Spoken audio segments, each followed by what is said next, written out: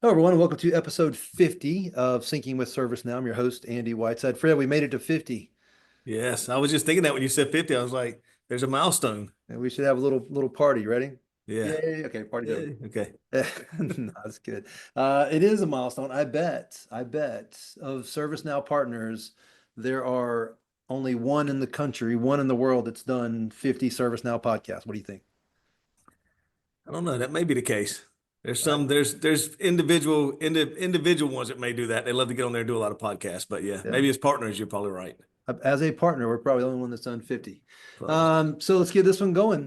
Fred, we have a special guest with us. You brought G from 3CLogic. G, how's it going? Good, good. Andy, Fred, good to see you guys. You Is too, this bud. your first partner podcast? Yes. No, I've Yeah. done one, but first this year. How about that? Where a partner brought you on to talk about your solution as part of a podcast. Yeah, but I have to admit there aren't that many ServiceNow podcasts. If certainly not many that come to mind. So Yeah. 50, big milestone. Congratulations, guys. ServiceNow does their podcast, but not very many partners. And so let me explain why we do it. So the goal here is to add what I call content with context around what's going on in the ServiceNow world. And we don't talk about us, the partner, we talk about what ServiceNow has going on. In this case, what you guys are doing with ServiceNow. So, G, can you go ahead and pronounce your full name for us, just so it's on the record here? Oh, come on, Andy. That's just rude. But yeah, all right. For those who really want to get into it, it's Guillaume Seynhaeve. For obvious reasons, G for short, just the letter. Try and keeping it easy for the Yeah. rest of the world, right? What's the heritage of that name? French. So French. Okay. family of origin, born and raised in France, came to States when I was young. So I'm pretty sure they would have chosen a different name had they known we'd end up here. Yeah. Uh, but yeah, there's the shortened version. Well, I've got 6 years of French classes, basically the same 3 years over and over again. So three and then do the same three over again. I My French teacher would not be happy with how I would have said that. Yeah, and I was the guy that kept getting kicked out of French class because I was correcting the French teacher. So Yeah.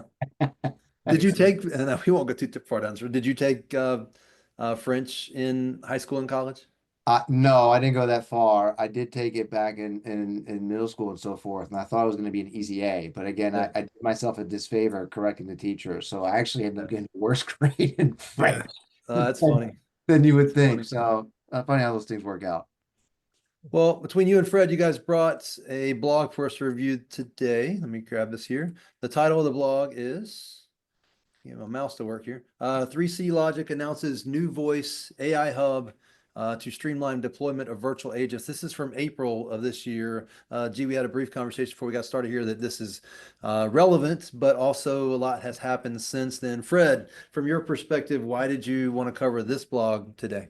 Yeah. So first of all, I've been wanting to have G on this podcast for a while. I really think that 3CLogic has a special solution. Can't talk today. That actually helps with like service desks and contact centers and joining that, and it integrates so well to ServiceNow. It's just a perfect fit for us, Andy. This is what I really hope our CEs listen to this. I know one. I'll give Evan a shout out. He always texts me after he gets our podcast. He listens to them, but like I want him to really understand the concept here, and I know that G does a great job articulating that. I've known G for the last couple of years. I think every conference I've been to, him or his team's there. It demonstrates well. It really fits a good use case. So again, Andy, it kind of is making that seamless customer experience for your contact centers and your customer relation system. Yeah. Yeah, Fred let the cat out of the bag a little bit. Our number one Oh, target audience for our podcast are our own employees that they don't have time to learn everything going on in the industry. So we try to influence them with some of the topics we cover here. Gee, what's the origin for this blog? Why is it relevant? Yeah, look, so voice AI, we call voice AI Hub, is our answer to sort of where voice is headed. Interestingly enough, look, 3C Logic taking a step back, we are a cloud contact center solution that would be you'd put us in that CCaaS, contact center as a service category, for lack of a better one, right?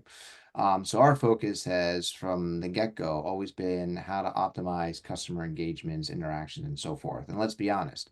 A lot of that has been digitized. Digital transformation has largely been set up as a way to sort of try and perhaps kill off the contact center in the traditional sense, right? We all have a love-hate relationship with contact centers, right? As consumers, when we call in, it's usually because we feel we've exhausted all other options. And usually what happens is You enter that menu option and you're yelling representative and zero because you're trying to skip that experience that has traditionally always been associated as a poor one. And so hence why, we call usually as a last resort.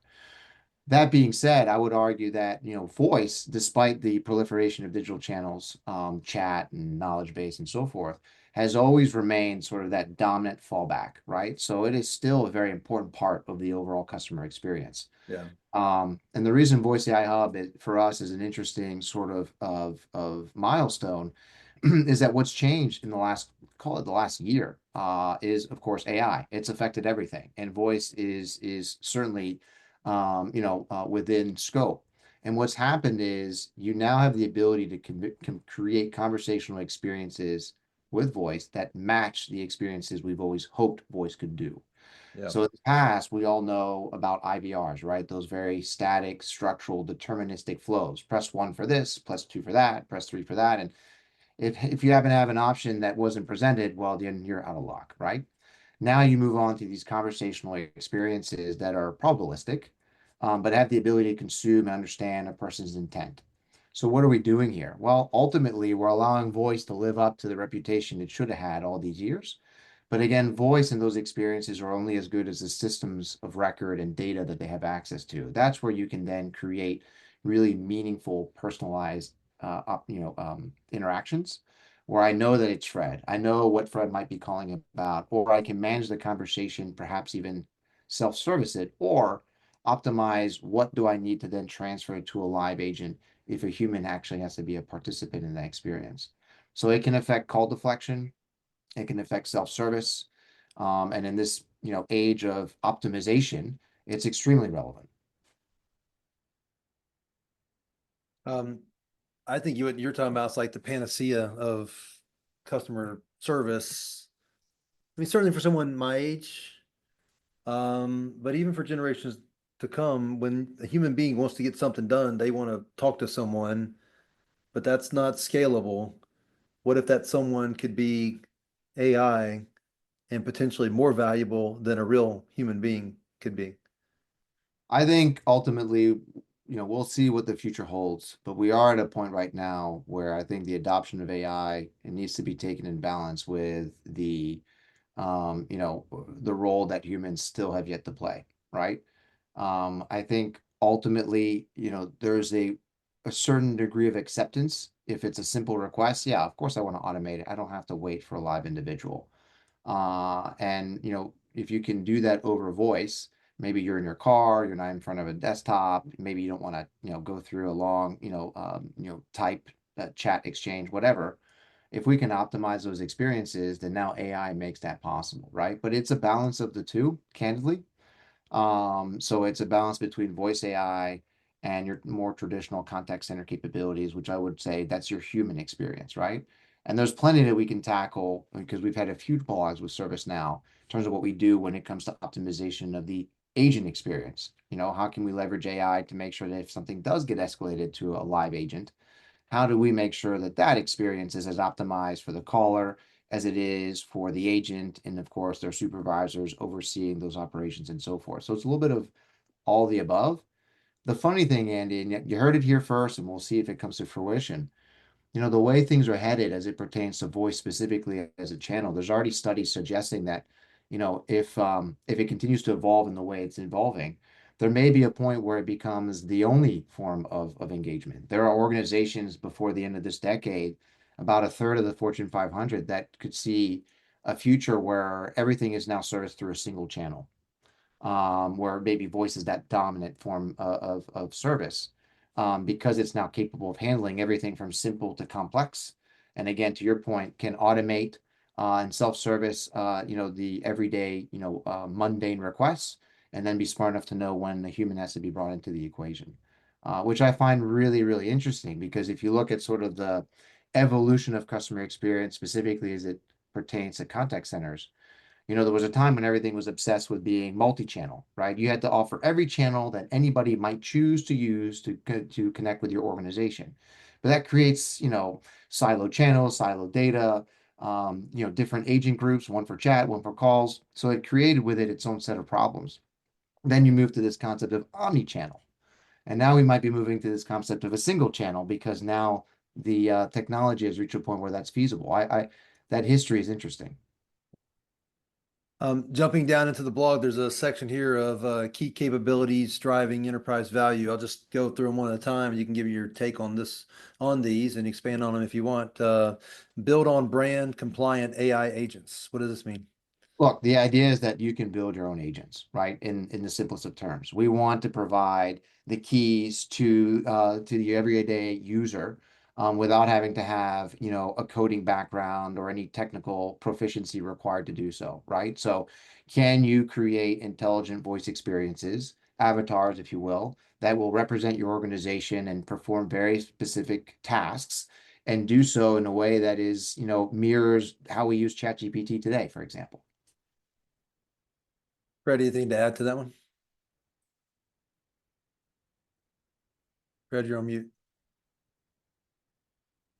Sorry about that. Hey, G, I was going to ask you, is that one of those avatars or one of those that you guys created for knowledge when you did that demo for me?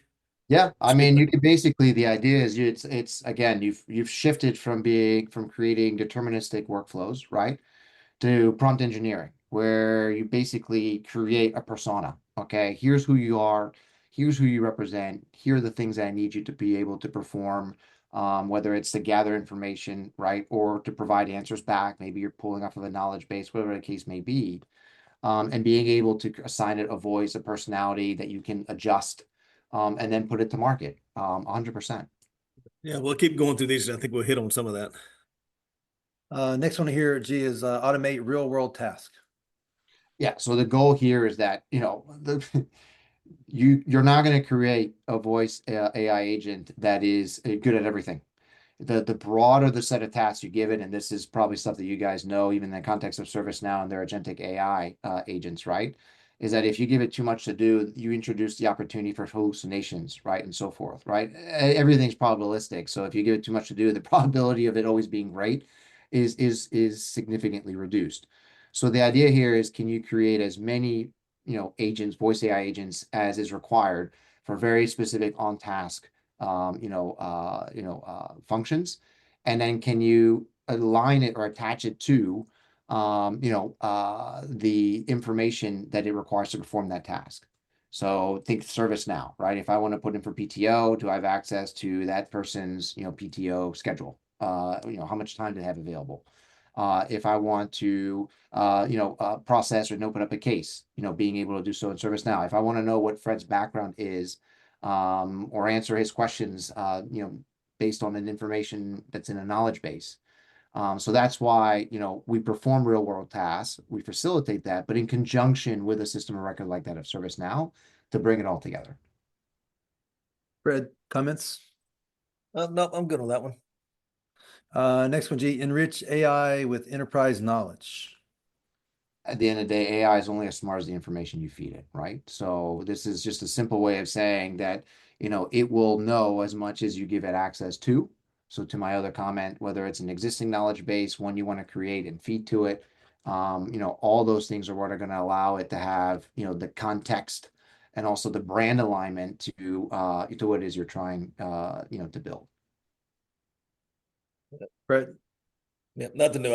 I know that, just the play with ServiceNow is investing so much into all of its AI capabilities, right? I think the combination of being able to be in that platform, gee, I got to imagine that allows for you guys to go way beyond what you're even doing, to go down into the work that ServiceNow can do for automation through AI as well. 100%. So imagine bringing together the power of voice AI as sort of that experience layer, as sort of, that entry point into being able to then collect or be the intake to launch ServiceNow's agentic AI and AI agent orchestration capabilities, right? Yep. So the beautiful thing about voice, the why we all tend to default to it, is you can share so much more information in such a shorter time period, right? The transfer of information between two individuals, it's the most efficient form of information transfer relative to digital channels and any others. Why, we are conversational beings at heart, right? So how can you take that information and be able to, regardless of how it's being given, being able to parse it out and use that to then construct or feed, ServiceNow's platform platform to drive action, right? Which is ultimately what you do. When you have a conversation, there's an intent, specifically in customer experience, whether it's IT, whether it's employee services or customer support. Yeah. So it allows us to basically create those conversational experiences really as an intake point. And perhaps even have the option to provide the answer without having to escalate to a live individual.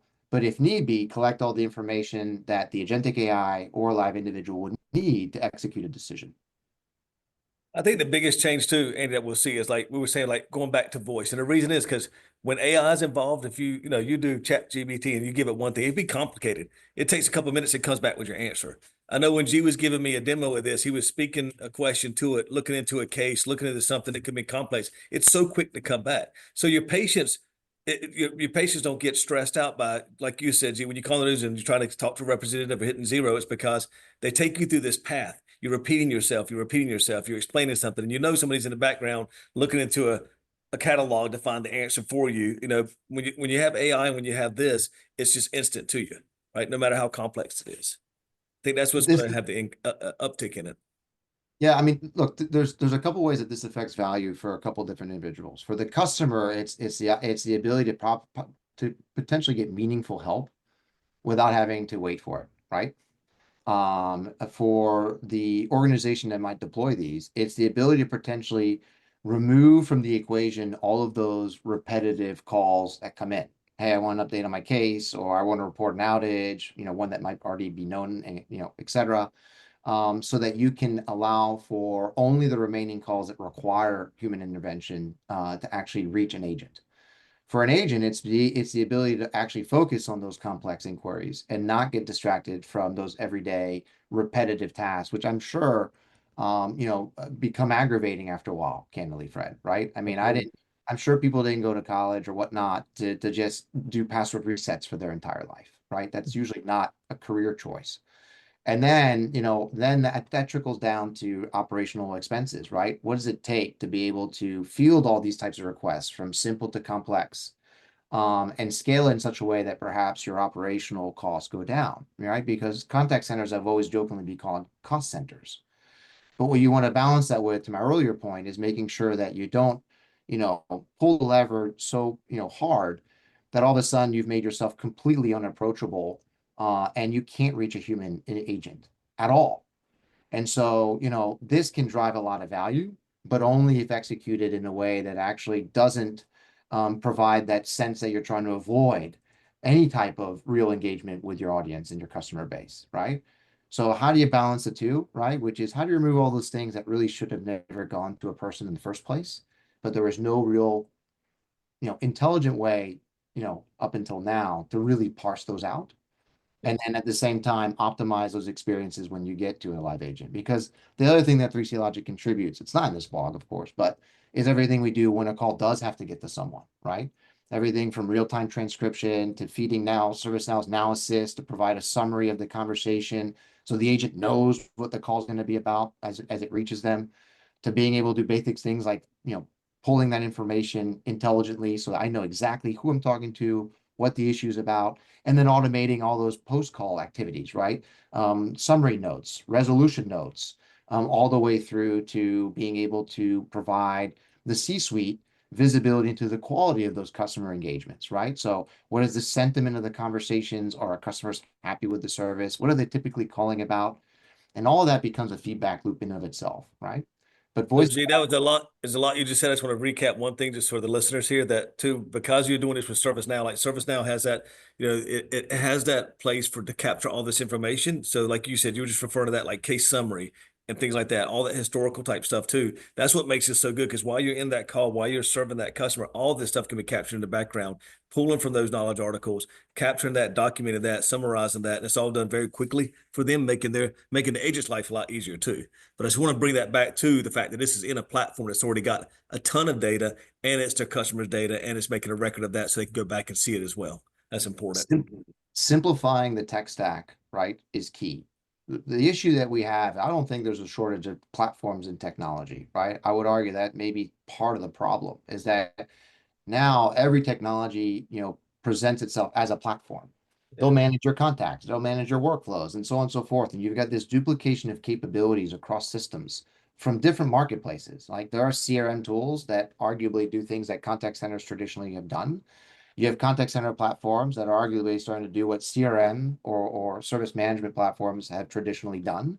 And what happens is, as a consumer, as an enterprise organization procuring these systems, I end up sourcing different capabilities from different places. And the problem in doing that is now I'm swivel chairing between different systems when I need something from them as well. Yep. And all of that ultimately complicates what you're ultimately trying to give, which is a good customer experience.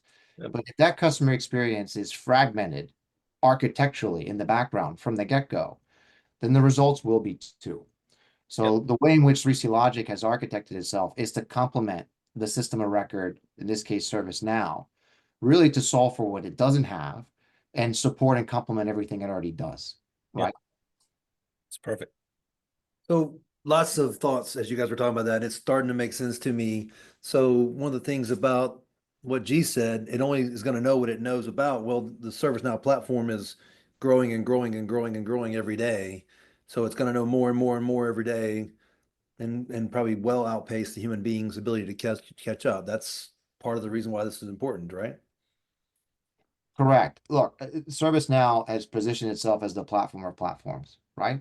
So why integrate to 10 when there's one that's already started to do the consolidation or has done the consolidation of data from the back to the middle, and now obviously they're moving to the front office with CRM and so forth.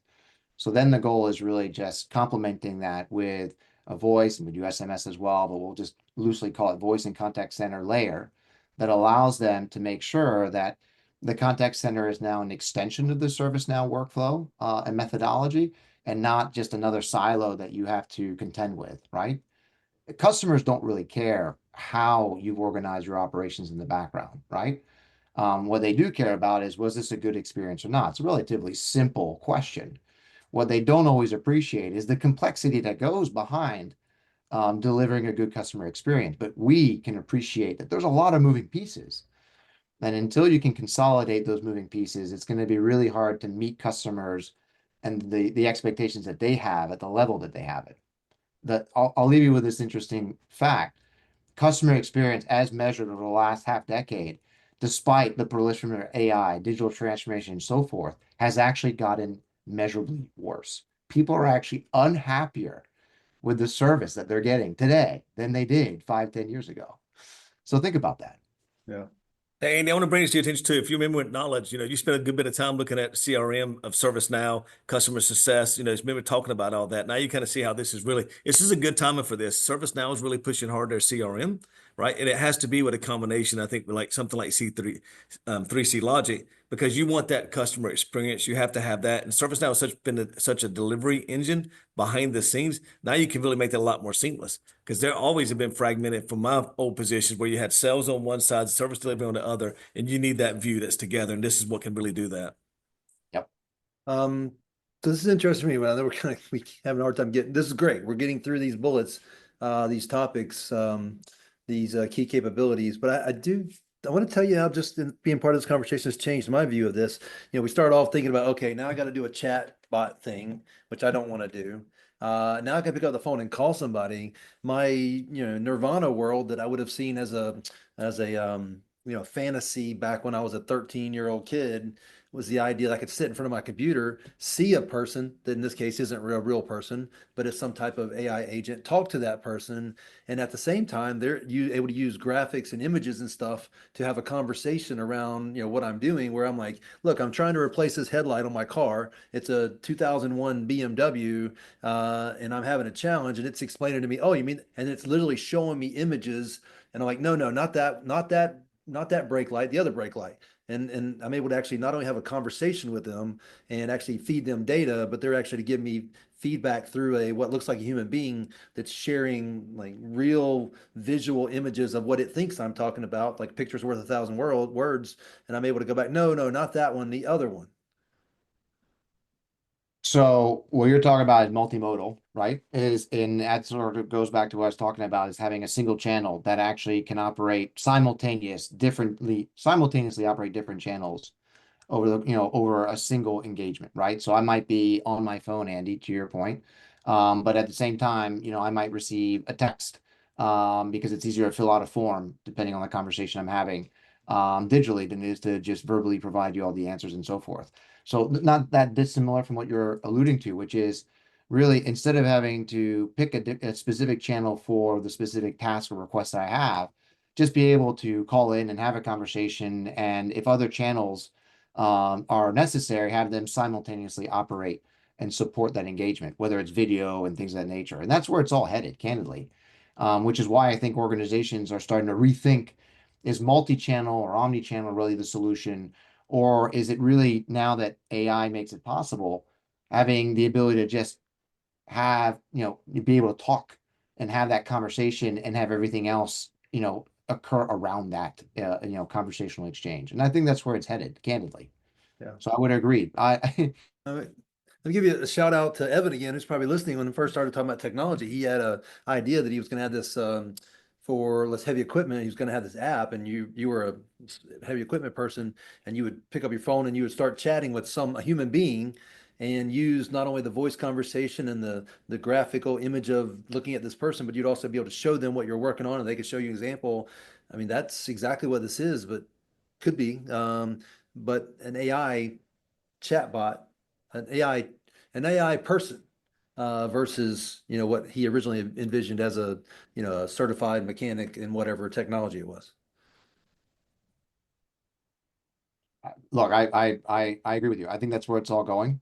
At the end of the day, we're conversational beings. We're talking to our phone, we're talking to our cars.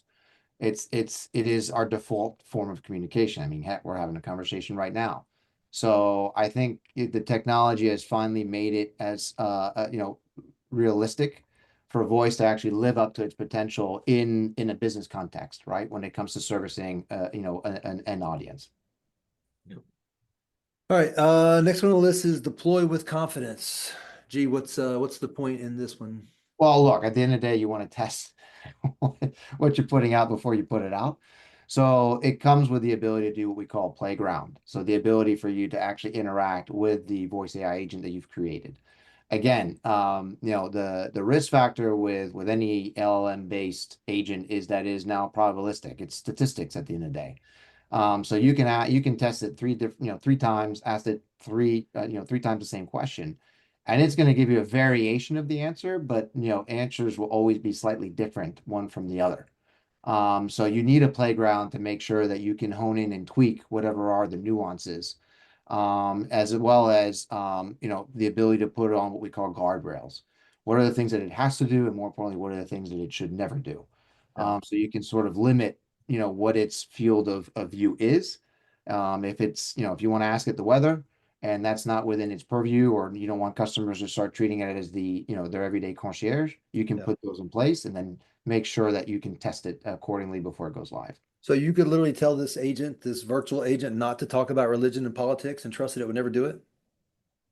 That is the goal. Yes. Yeah. Yeah, You can never do that with a person. I mean, imagine how slippery a slope that could become, right? But again, that's also why we're not assuming that this is going to be one agent to meet Yeah. all your requirements. You're going to build ideally very same concept as ServiceNow with agentic AI, very targeted, specific, function-oriented agents. So you'll have a whole bunch of them. They may all sound the same, right? And you may not know that you're being transferred from one task-specific agent to another. But you'll be able to have the option to test each one before they go to market for yourself.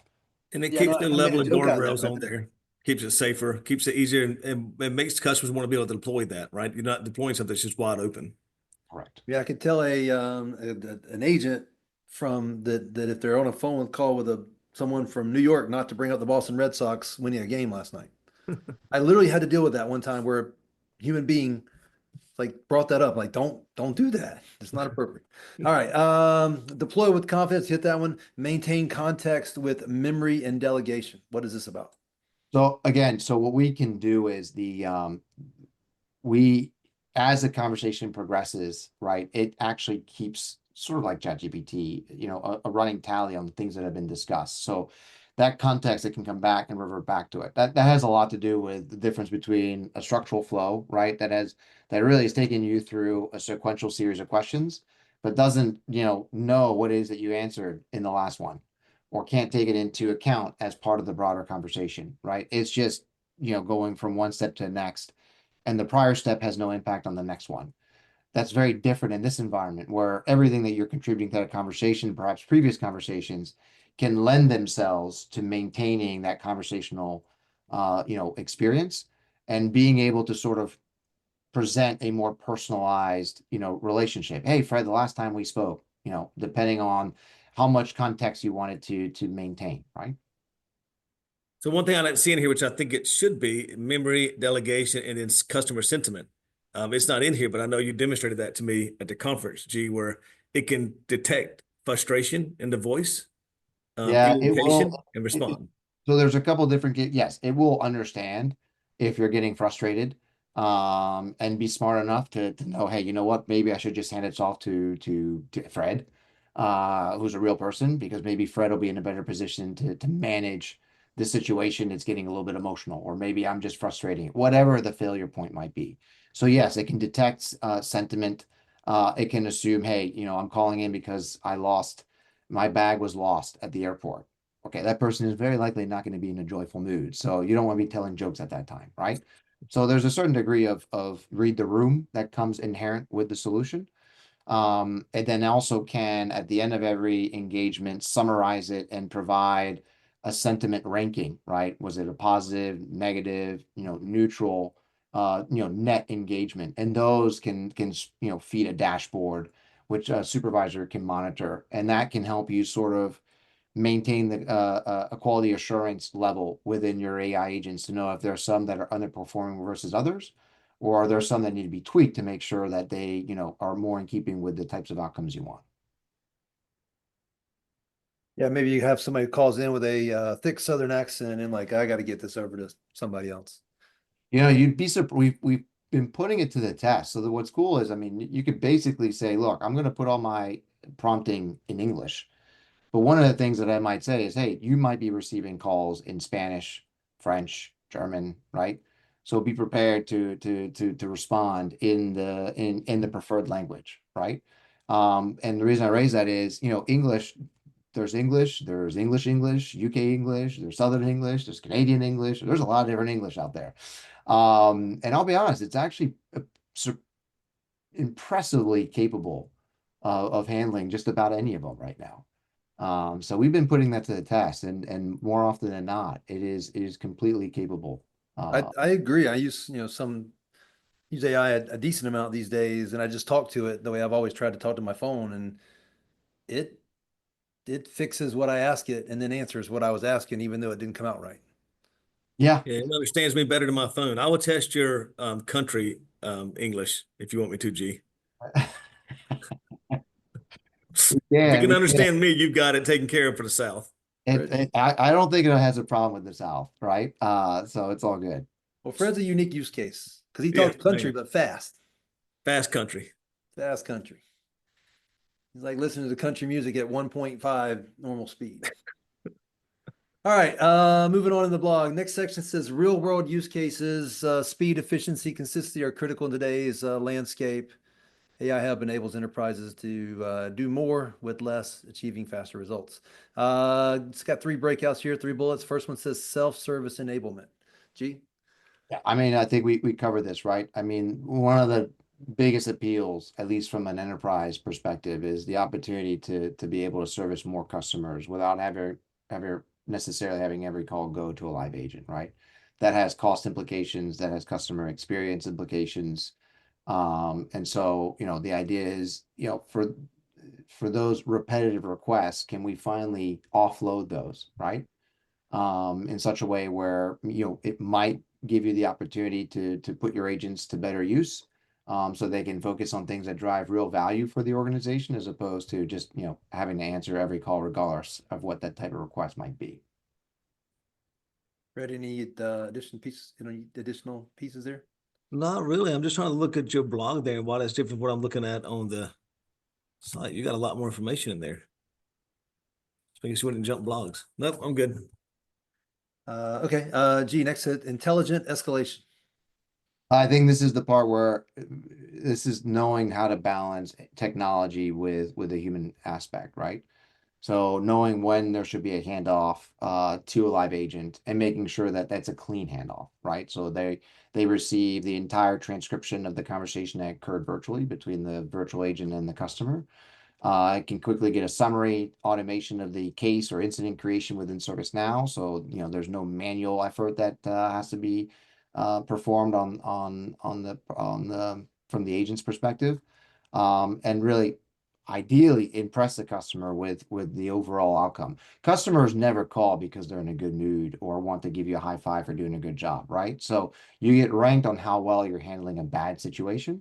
And knowing when to hand it off, I think, is part of that skill set, right? So this has the ability to try and help you. And if it can't for one reason or another, or you refuse to receive help, knowing when to sort of toss in the towel and hand it off to someone who can actually affect that experience. This might the last one, but here's one for you. So I get all the time, would you like to take this survey at the end? Or I get to the end, says, would you like to take a survey? I never take the survey.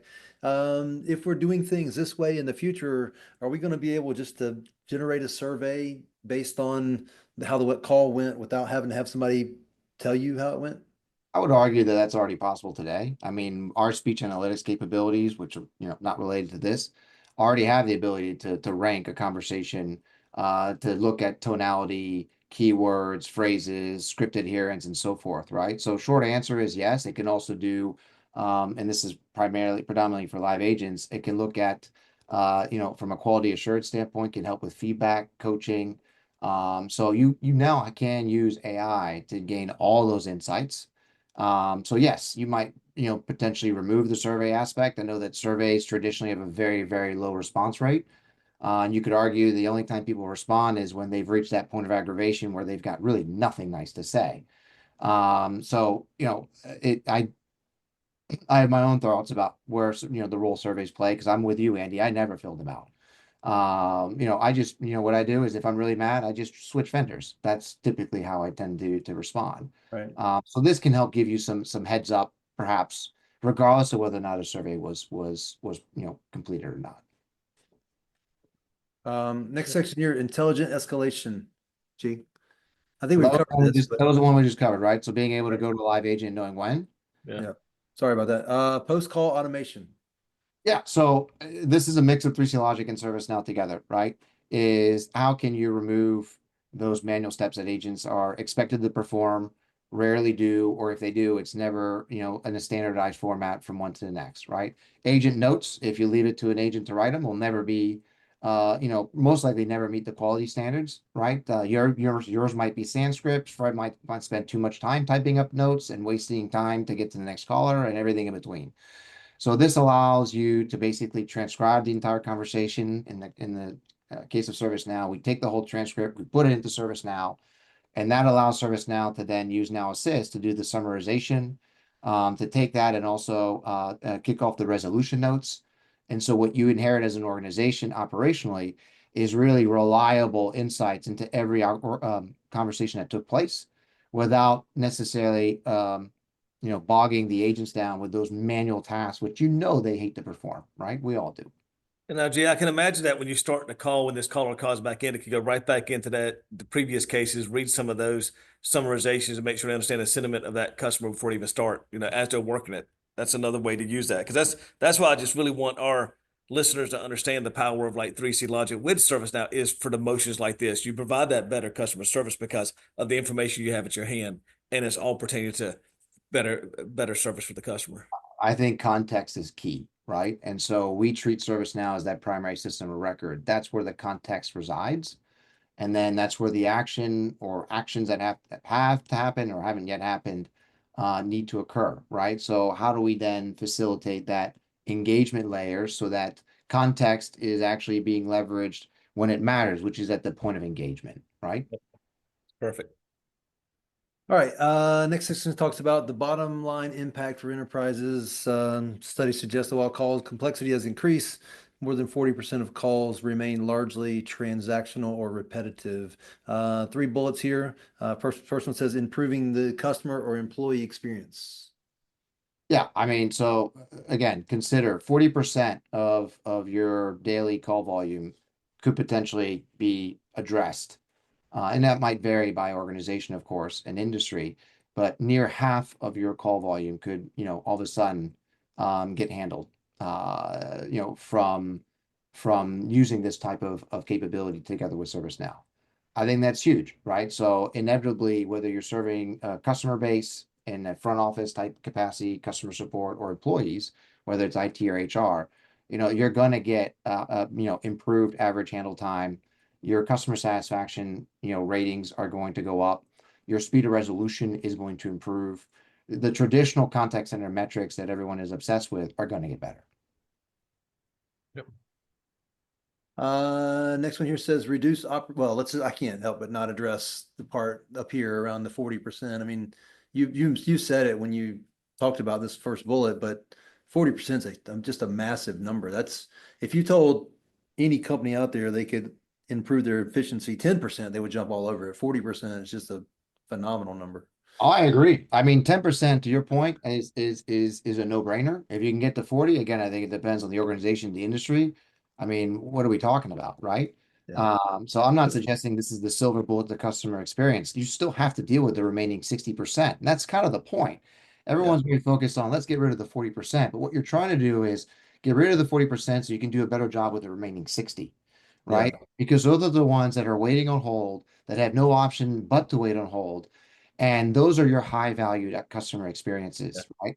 And customers this day and age, I mean, they'll gladly toss in the towel. The switching costs, right, are so low Yeah. and we all know it costs, X amount times more to replace a customer than it does to keep one, Yeah. right? So if you can all of a sudden take the same number of agents and be able to provide that white glove treatment for the remaining 60% because you took 40% of their workload off their plate, I mean, all of a sudden you're affecting really two sides of the equation, not just one.